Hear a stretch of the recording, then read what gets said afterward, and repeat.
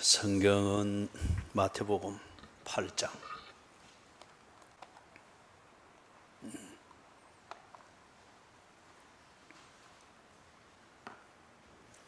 마태복음 8장 23절에서부터 27절 같이 읽습니다. 배에 오르시며 제자들이 따랐더니 바다에 큰 놀이 일어나 배가 물결에 덮이게 되었을 때 예수께서는 주무시는지라. 그 제자들이 나와 깨우며 이르되 주여 구원하소서, 우리가 죽겠나이다. 예수께서 이르시되 어찌하여 무서워하느냐, 믿음이 작은 자들아 하시고 곧 일어나사 바람과 바다를 꾸짖으시니 아주 잔잔하게 되거늘 그 사람들이 놀랍게 여겨 이르되 이가 어떠한 사람이기에 바람과 바다도 순종하는가 하더라. 아멘.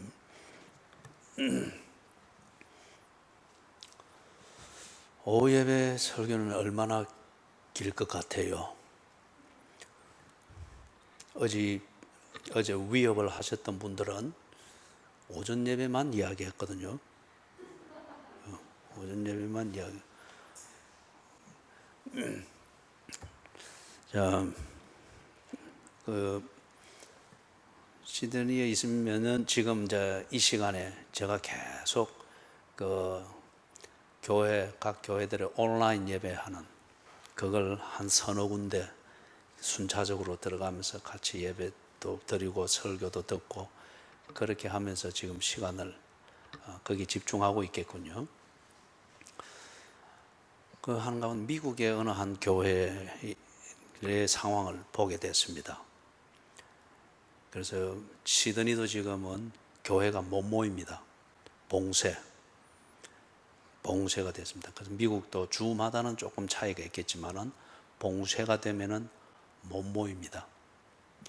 그래서 거기는 그게 합당한 게 정부에서 사회의 안정과 공익을 위하여서 모임을 중지하게 하고 할 수 있죠. 그럴 때에 그 법은 모든 그 사회의 모두에게 공평하게 적용이 돼야 됩니다.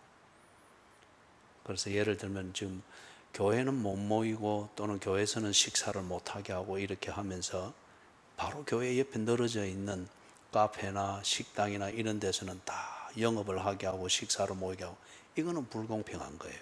이거는 차별입니다. 그런데 지금 시드니에서도 상황을 봐도 그렇고 미국의 그 상황을 봐도 그렇고, 이 법이 적용이 되면은 감염을 막기 위하여서 모임을 자제하고 그 다음에 2주 동안 전부 다 움직임을 제한한다. 그러면 교회든 식당이든 공장이든 회사든 동일하게 적용이 됩니다. 그렇기 때문에 그런 상황에서 교회가 모이지를 못합니다. 그건 공평한 것이니까 지키는 거죠.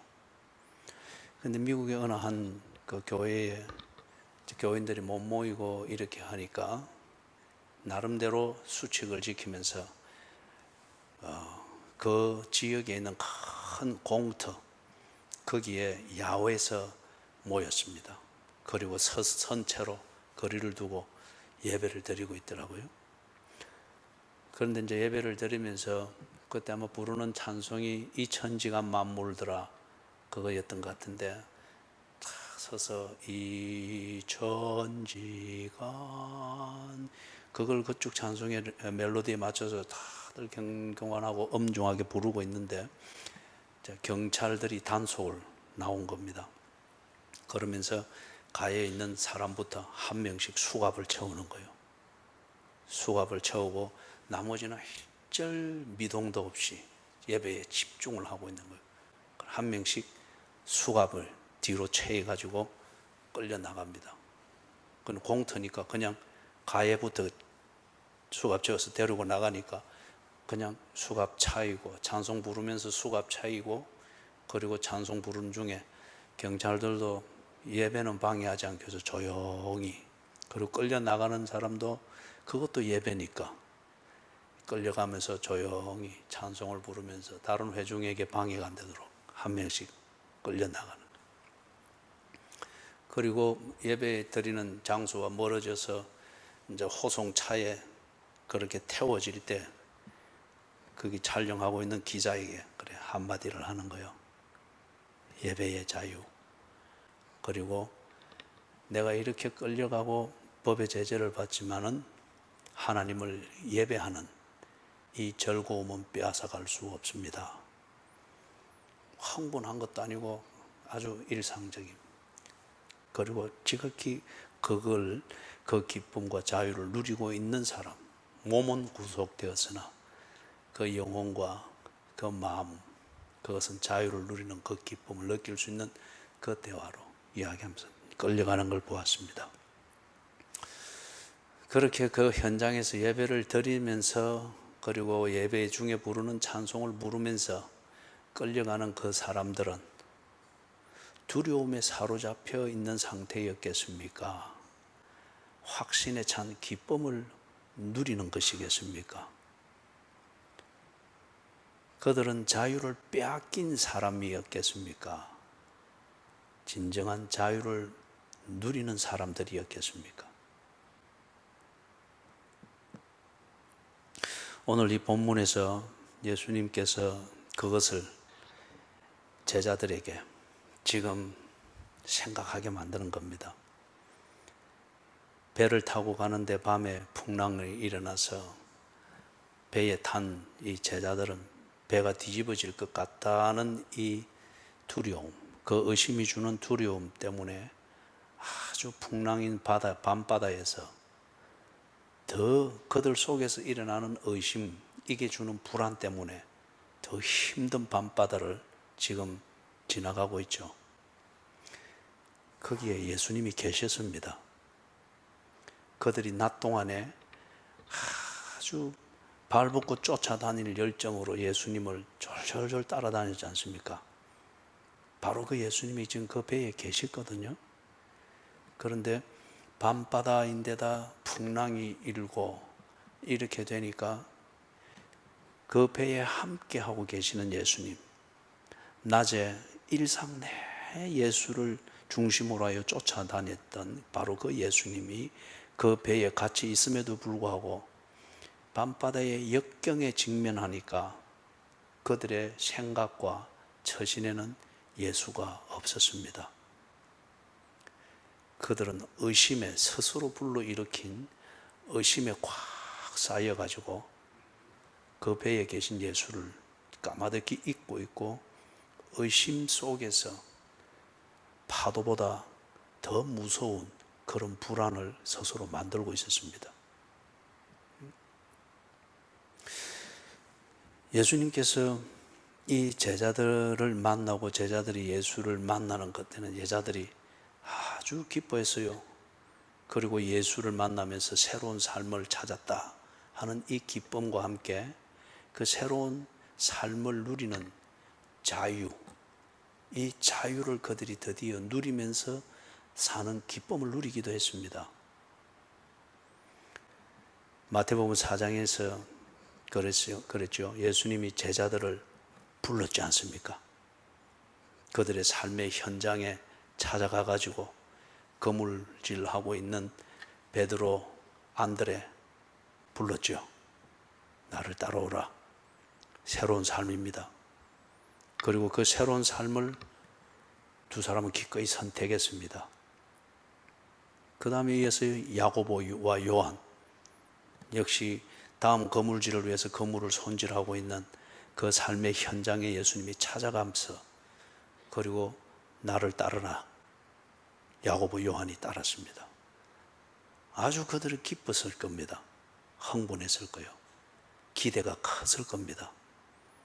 예수를 만나고 예수와 함께하는 일상, 이것을 보고 느끼고 누리면서 그들에게는 뭔가 새로운 기대와 새로운 그런 흥분이 있었을 겁니다. 그런 뒤에 마태복음 5장, 6장, 7장에서 예수님께서 설교하시죠. 참 감동적이었습니다.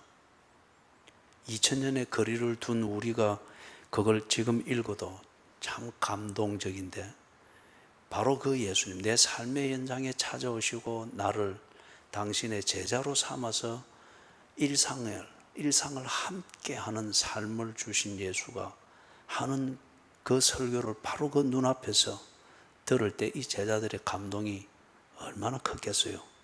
왜냐하면 내용 때문에, 내용 하나하나가 그들이 들어보지 못했던 설교였고, 회당에 가서 몸에 익은 종교적 분위기에 익숙한 대로 스스로 느끼지 못하면 아무것도 없는 그런 종교적 의식이 아니고, 예수님을 보고 들을 때 그 내용, 그리고 그 내용을 전달하는 예수님, 그분은 회당에서 그들이 익숙해 있는 그런 종류의 종교적 권위가 아니었습니다. 새로운 권위로 굉장히 그들은 감동했고, 우리 표현으로 말하면 은혜 엄청나게 받았습니다.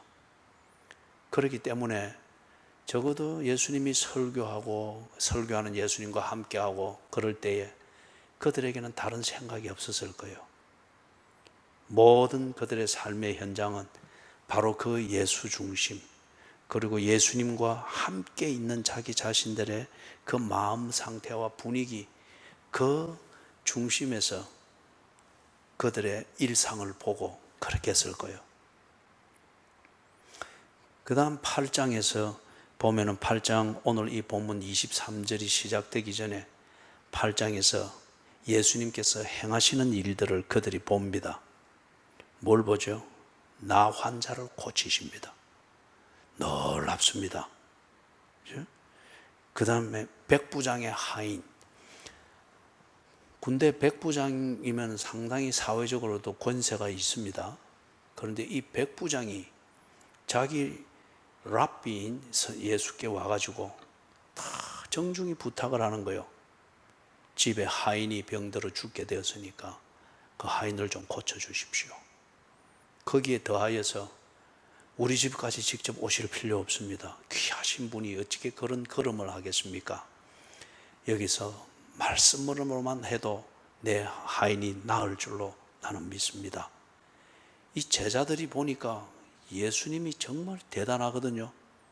그리고 그 예수님이 바로 나를 불러주셨고 나와 함께 해주시고 내게 천국의 비밀을 가르쳐 주신다. 이 개인적 관계, 교제, 바로 이분이 지금 이 백부장이 쩔쩔쩔 매면서 이렇게 한, 얼마나 그들이 자부심이 다 일어서겠어요. 그죠? 얼마나 그 다 내심 기쁨이 넘치겠어요. 이 나환자를 고치고 백부장의 하인을 예수님이 딱 고치십니다. 그리고 8장 22절을 보면은 예수님께서 그 말합니다. 너는 나를 따르라. 죽은 자들로 죽은 자를 장사하게 하고 너는 나를 따르라. 이 제자들이 그 현장에서 듣는 입장에서는 이게 하나의 부담, 잘못 들으면 부담일 수도 있겠죠. 예수를 따르려면 광신도가 돼야 되겠네. 잘못 들으면 그럴 수 있겠죠. 그러나 조금 정신을 차리고 들으면은 예수님이 정말 나를 귀하게 여기구나. 나를 정말 귀하게 여기구나.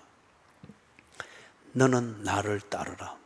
예수님께서 이 제자들에게 가지고 있는 개인적인 관계, 신뢰, 그리고 제자들에 대한 관심, 이걸 개인적이고 아주 일상적인 현장에서 그렇게 실제적으로 다 확인시켜 줄 때 그 감동이 얼마나 크겠어요. 지금 이 제자들은 예수님을 인격적으로 만났습니다. 인격적으로 교제하고 있습니다. 그들의 일상의 모든 면에서 예수가 자기들과 함께하고 있는 것을 직접 누리고 있습니다. 확인하고 있습니다. 그렇기 때문에 지금 이 22절까지 오는 이 과정에서 볼 때 제자들은 표면적으로 볼 때는 예수 중심입니다.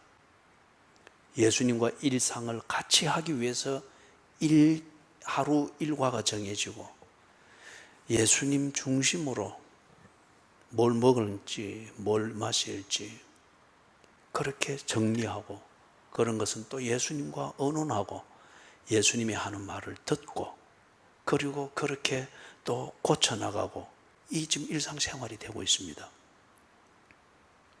이게 기쁨이죠. 큰 기쁨을 주는 거죠.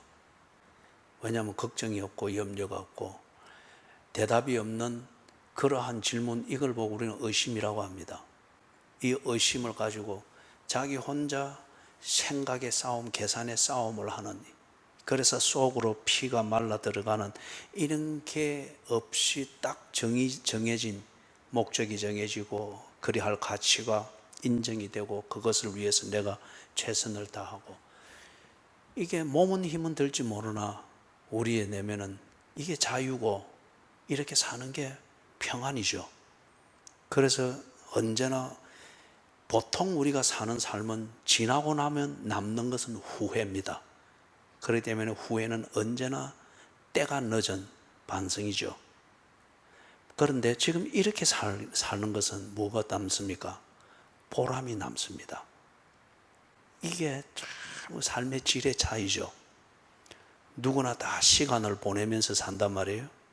그런데 대개는 시간을 보낸 만큼 후회가 남습니다. 그런데 지금 이 사람들이, 이 제자들이 예수를 만나고 예수와 인격적인 교제를 가지면서 이렇게 일상을 보낼 때 이들이 땀 흘리지 않는 게 아니에요. 하루를 살아내기 위해서 나름대로 애쓰고 고민이 없는 게 아닙니다. 그러나 딱 정리가 되어져 있습니다. 그렇기 때문에 이들이 고단한 하루의 일정을 보냈지만은 언제나 그들이 남는 것은 보람입니다. 함께 했던 예수가 보이고, 그 예수가 하루를 마감하는 때에도 내게 뭔가를 말하고, 내가 하루를 지난 거기에 후회할 것이 없고 죄책감을 느낄 것이 없고, 내일 오늘 내가 살았던 이 내용에 대해서 내일 변명으로 일관하면서 내일을 지내야 될 그러한 의심과 어떤 그런 게 없단 말이에요. 이게 보람이지 않습니까? 이걸 새기면서 이걸 맛보는 그 시간을 가르쳐 우리는 평안이라고 하고, 그게 진정한 행복입니다. 그렇죠? 행복입니다. 지금 이 사람들이 이렇습니다. 그런데 오늘 읽을 때는 이 본문에서 23절에서부터 27절 여기에 이 사건을 딱 보니까 이 제자들이 역경을 만났습니다. 일상에서 큰 역경을 만났습니다. 그 앞에까지는 이런 역경을 안 만났습니다. 다른 사람이 이런 역경, 고난을 만나는 것, 이걸 보았을 뿐이죠. 나환자가 있었고 하인이 죽어가는 것을 보았고, 그 사람들에게는 그게 큰 역경입니다. 여러분, 우리 인간의 본성은 다른 사람의 역경을 보는 걸 즐깁니다. 이게 본성입니다. 다른 사람이 고난당하고 그 고난에서 고생하고 풀어가기 위해서 전전긍긍하는데 끝은 실패가 되는 것, 이걸 보는 걸 인간은 굉장히 좋아합니다. 그리고 그걸 즐깁니다. 언제나 좋은 구경거리죠. 이 제자들이 그랬습니다. 나병 환자를 보고, 그 다음에 하인이 죽을 병에 걸려서 그렇게 하는 이것을 보면서 그들은 거기에 어떤 동정심을 느끼고 책임감을 느끼고 뭐 동참해야 될 뭐를 느끼기보다는 좋은 구경거리가 생겼습니다. 이런 역경일 때 부탁을 받은 예수는 어떻게 하시나?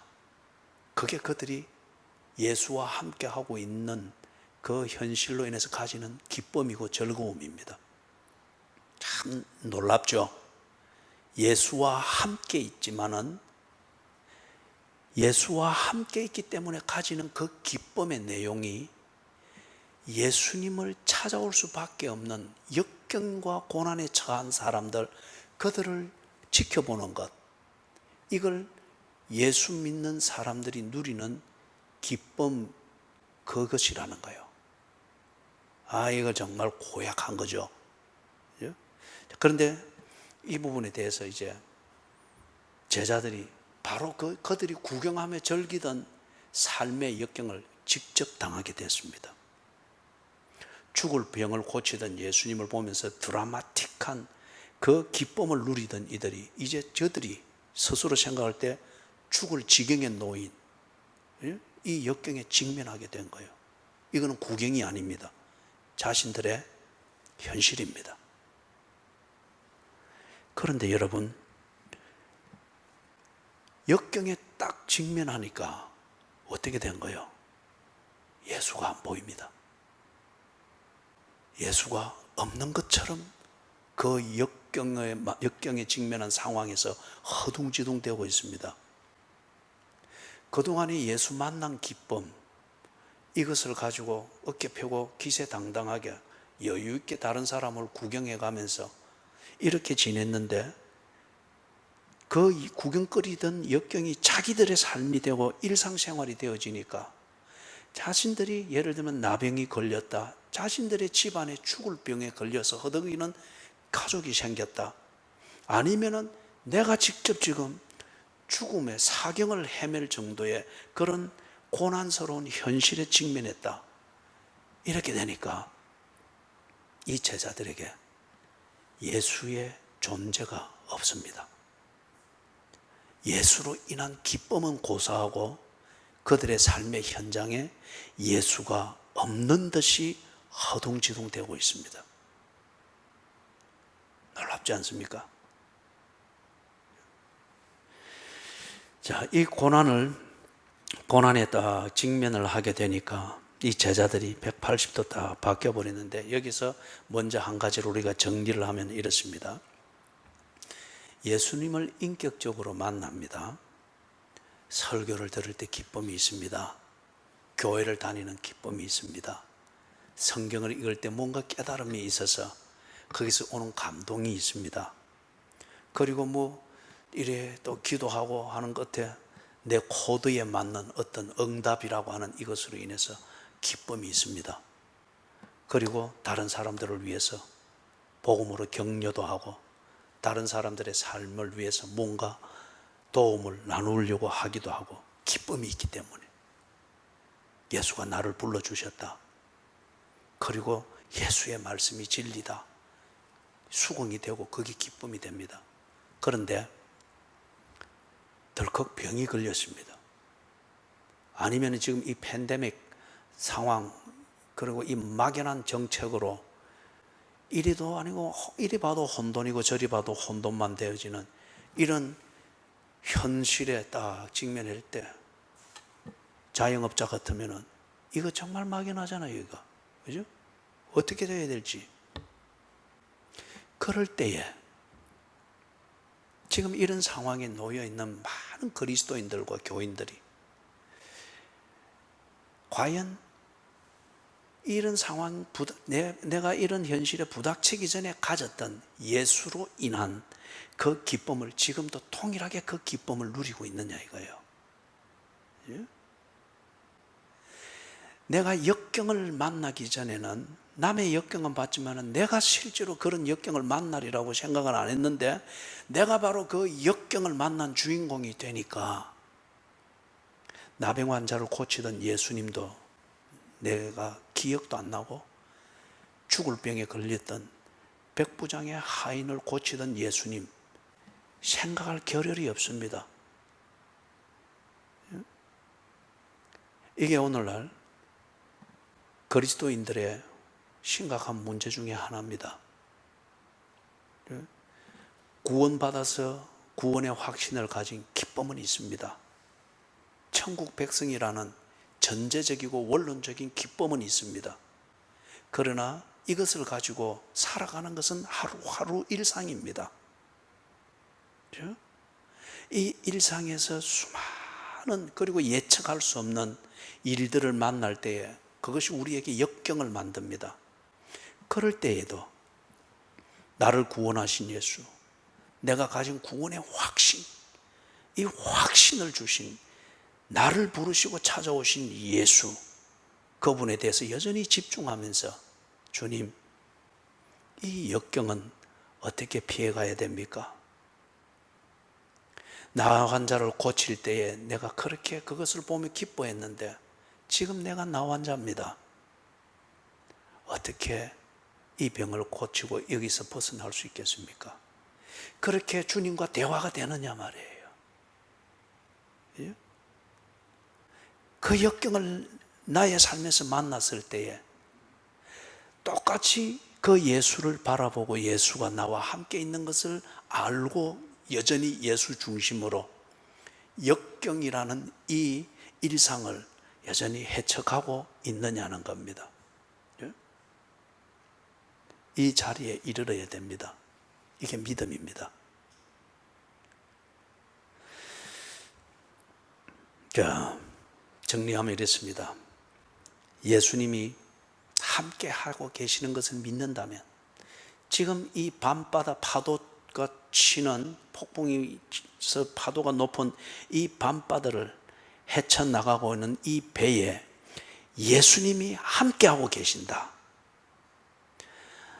해 아래서 예수님만을 쫓아다니고 예수님이 하는 것을 보며 기뻐하고 그리고 예수님이 함께하고 있다는 것을 알면서 어깨 펴고 기대에 찼던 바로 그 예수님, 그 예수님이 지금 폭풍인 이 밤바다의 역경을 헤쳐가고 있는 우리가 탄 이 배 안에 예수가 바로 그 예수가 함께 계시다 하는 것을 믿는다고 하는 것 같으면 배 안에 타고 있는 제자된 당신의 태도는 달라져야지요. 그런데 지금 여기에 이 제자들이 파도 치는 파도에 부닥쳐서 일렁거리는 출렁거리는 이 배 안에서 그들은 그 배에 있는 예수를 모르고 있습니다. 아니, 예수를 생각할 겨를이 없겠죠. 무엇에 지금 집어삼킨 거예요? 파도에 집어삼킨 것이 아니고 파도 치는 밤바다를 보면서 느끼는 그들 스스로 만들어내는 의심에 삼켜버렸습니다. 파도 때문에 죽지 않습니다. 파도를 보면서 가지는 의심 때문에 죽습니다. 우리가 능력이 없어서 망하는 경우는 그게 근본 원인은 아닙니다. 내게 있는 천부적 능력이 있음에도 불구하고 의심이 만들어내는 내게 없는 능력, 그 허구심을 가지고서 애쓰도록 만드는 의심 때문에 인간이 몰락하는 거죠. 엉뚱한 길을 가게 되는 거죠. 방황하게 되는 거죠. 파도보다 무서운 것은 의심입니다. 파도를 직면하고 있는 역경에 직면해 있는 그 사람 속에서 만들어지는 의심, 이것이 무서운 겁니다. 이것 때문에 몰락하는 거죠. 여러분, 역경을 만나고 있는 그 배에 바로 그 예수님이 함께하고 하심을 알고 믿는다면 예수님이 거기 계실지라도 내가 그 사실을 의심하고 있다고 하면 it's no use, 소용이 없습니다.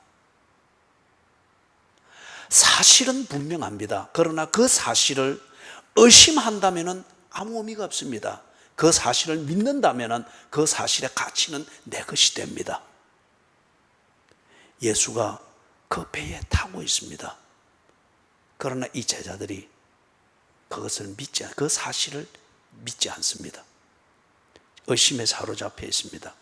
여러분, 이 제자들이 그 배에 타고 있는 예수, 이 사실을 믿는다고 하는 것 같으면 그들이 지금 당하고 있는 역경, 고난, 이것보다는 나를 구원하시고 온종일 나와 함께 하시면서 내 하루의 삶을 앞서서 인도하시던 그 예수를 신뢰할 것입니다. 내가 탄 이 배에 예수가 함께 있는 것을 믿는다면 고난, 그게 앞으로 나병, 죽을 병이 걸린 것, 어떤 이런 고난보다는 나를 구원하시고 내 하루 일과를 쭉 앞서 인도하시던 예수를 신뢰할 것입니다. 또는 이 배에 함께 있는 예수를 그들이 믿는다면 이 역경이라고 하는 이 상황에서 묘수를 찾으려고 궁리하고 전전긍긍하고, 거기서 다른 궁리가 안 나옵니다. 몸부림 뿐이죠. 거기서 묘수를 찾으려고 제자들끼리 뭐 자기들끼리 묘수가 있는가 싶어서 니 탓 내 탓 하는 이런 것을 하지 않을 거예요. 예수를 믿는다면 뭘 하겠습니까? 당장 예수와 소통하겠죠. 그렇죠? 우리가 죽게 되었나이다.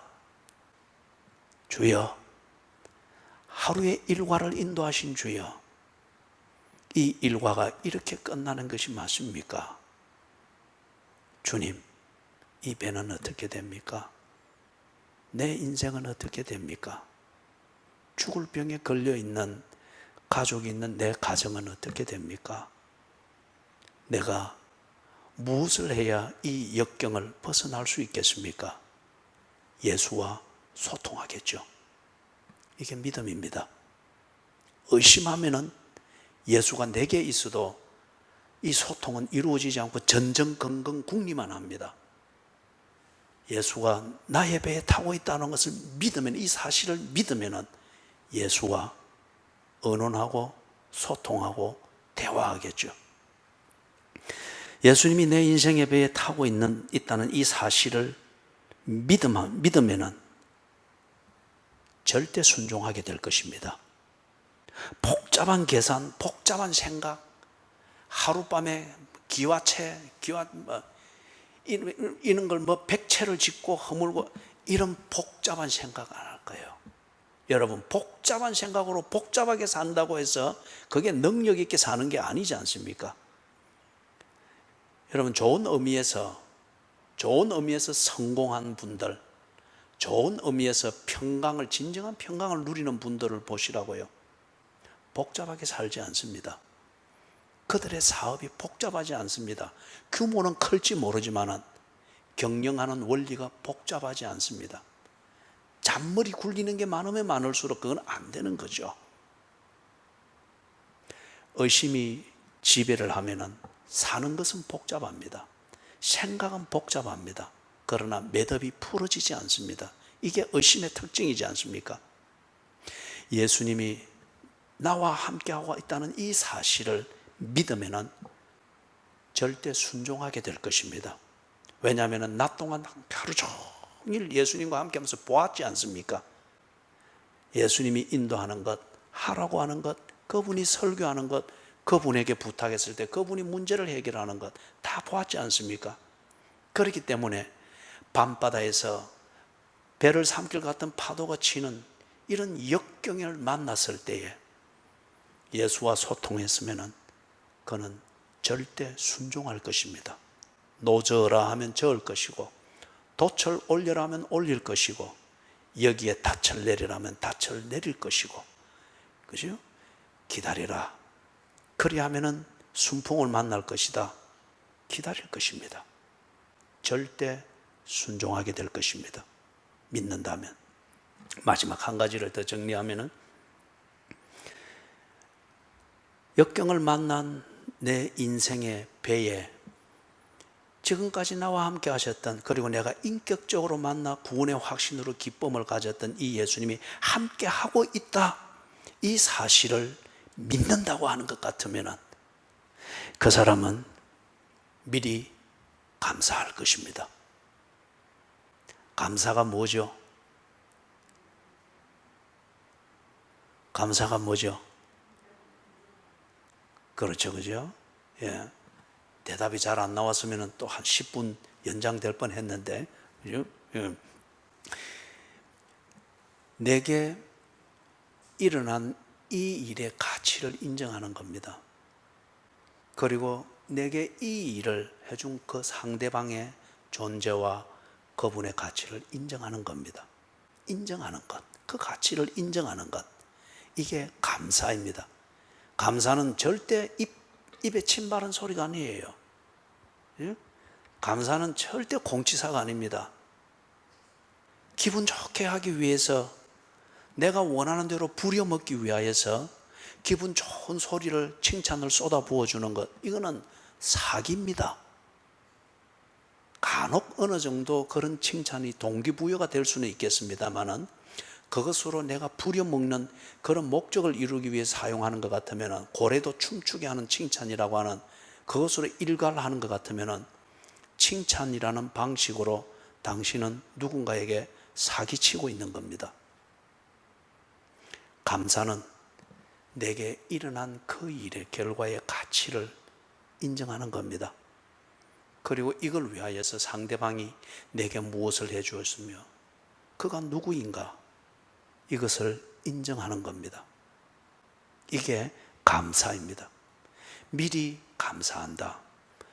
풍랑이는 바다에서 뒤집혀질 것 같은 이 역경을 맞는 상황에서 하나님 감사합니다, 쉽지 않습니다. 이거는 감정적 감사가 아니죠. 그죠? 우리의 믿음에 근거한 의지적 감사입니다. 하나님, 예수님, 오늘 해 아래서 하루 종일 인도해 오신 예수님, 그 끝에 오늘 내가 이 배를 타고 다음 행선지로 가는데 갈 것 같지 않은 이러한 큰 역경을 만났습니다. 오늘 하루를 살게 하신 예수님, 그리고 이 배를 타라고 하신 분도 예수님이십니다. 그러면은 이 풍랑 여기에도 의미가 있을 줄로 압니다. 나를 인도하여 이 배를 타게 하신 주여, 이 배에서도 어설프고 부끄럽고 비급한 그리스도인이 되지 않게 해주십시오. 겁이 납니다. 내 생각에는 대책은 없고 의심만 자꾸 듭니다. 죽을 것 같은 두려움만 쌓입니다. 그러니 오늘 하루 종일 인도하신 주여, 어떤 대책이 있는지는 모르겠으나 분명한 것은 여기에서 내가 부끄러운 아버지가 되지 않게 해주시고 수치스럽게 처신하는 엄마가 되어서 평소에 가르쳤던 기도, 신앙, 이것에 대해서 자녀들을 실망시키지 않게 해주십시오. 미리 하는 감사입니다. 왜냐하면 예수께서 나의 하루를 인도하셨듯이 이 시간도 인도하고 계시는 것을 믿기 때문입니다.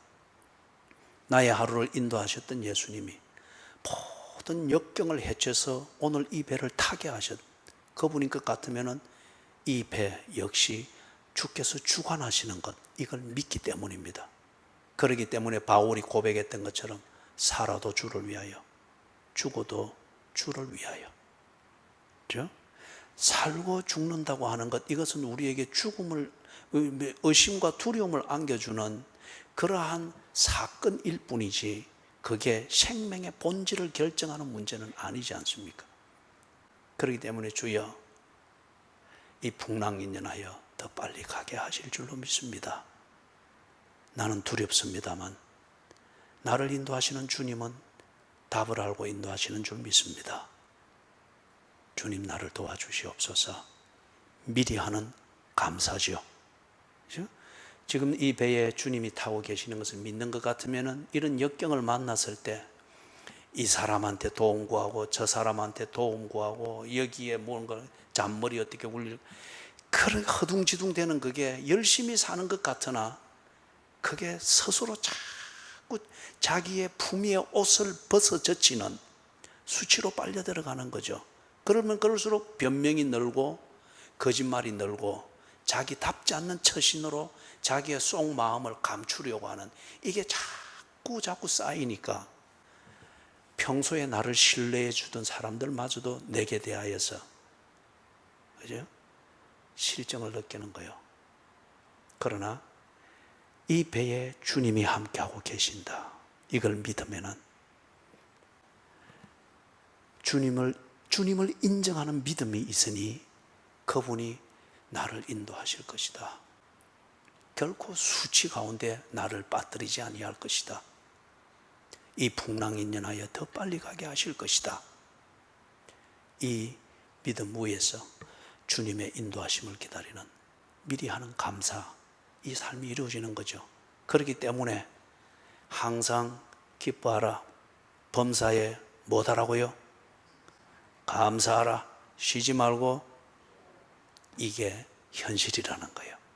이거는 종교적 어떤 치성이 아니고 진정한 믿음을 가지고 있는 자의 일상생활이라는 겁니다. 그리 되는 거잖아요. 그죠? 오늘은 여기까지. 오후 예배도 시간이 아주 좋았어요. 그죠? 예. 오전에 나가는데 전부 다 환하더라고요. 보니까 설교 내용하고는 상관이 없는 것 같아요. 예? 엄지손가락 척 세우고 막. 그죠? 아마 오후 예배도 그렇게 될 것 같아요. 예? 자, 말씀을 맺으면서 잔머리 굴려봐야 답이 없습니다. 허둥지둥 대봐야 답이 없습니다. 풍랑이는 밤바다에서 허둥지둥 대고 잔머리 굴리면은 정말 배가 산으로 가는 잔머리가 많고 복잡하면은 그렇게 해서 꺼져버립니다. 파도보다 무서운 것은 의심입니다. 예수님이 나와 함께 하신다는 것은 지금까지 여러분이 경험했던 사실입니다. 역경을 만났을 때도 이 사실을 믿으십시오. 그러면은 파도를 헤쳐서 이 풍랑이 인하여 더 빨리 가는 예수의 변함없는 인도하심, 이것을 누리는 그 기쁨의 그리스도인들이 될 것입니다. 아멘. 예, 자리에 일어나셔서